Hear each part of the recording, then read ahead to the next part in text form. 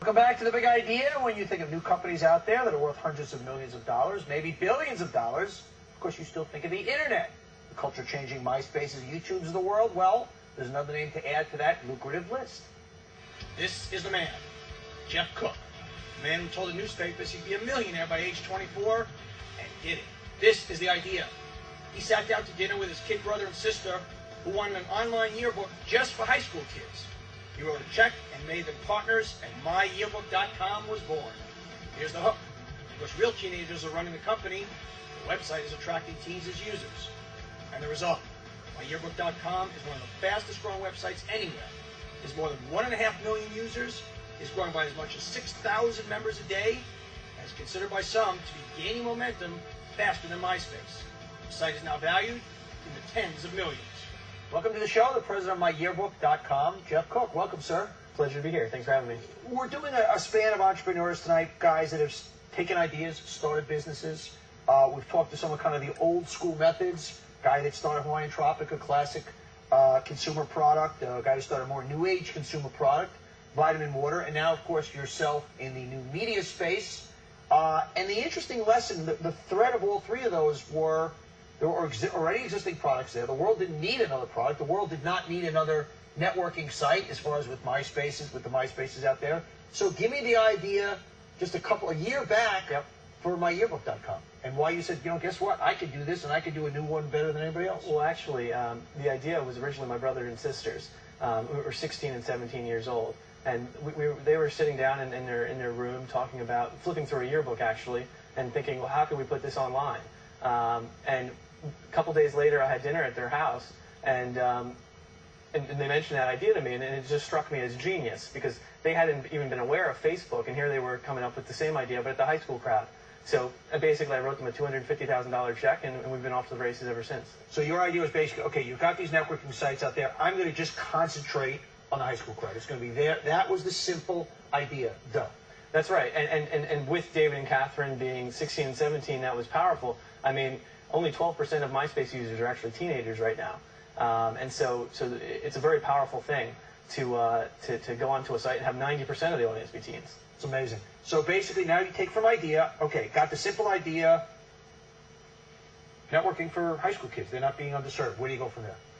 Well, there you have to build the site. That's the hard part, right? So we went to India and we actually looked for a place to build the site, have it programmed.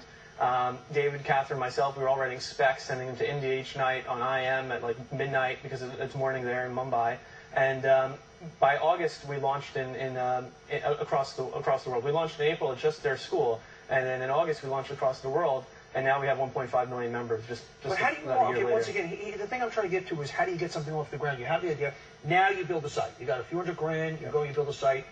You just pop it up there. You don't get 1.5 million users. How did you all of a sudden build a business? Well, we had a real focus on making organic features, so that with my yearbook, all the features are about inviting your friends. About the value of my yearbook to you increases with the more friends you have on it. And so it's really an organic growth story. We didn't have to do that much except launch it. We launched it and they came.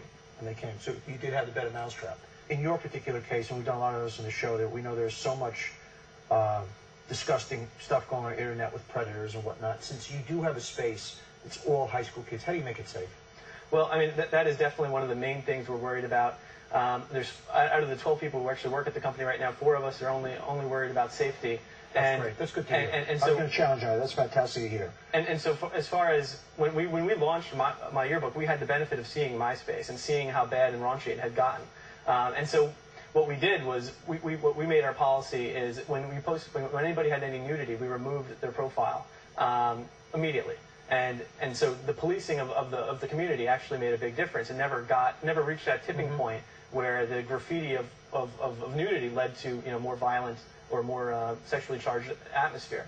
So it actually was a key decision to police the site so strictly in the beginning when MySpace wasn't actually policing it. So it has since gotten much better. We all know the YouTube guys just sold out to $1.6 billion. Friendster, the guys had huge offers passed. Huge mistake. Mark Cuban on the show a few weeks ago. He sold the perfect time. You've been offered tens of millions of dollars, turned it down. How do you know when the right moment to cash out and monetize is? Well, I think it has a lot to do with when you stop enjoying what you're doing and when you stop seeing value in it. I certainly don't think there's a bubble today.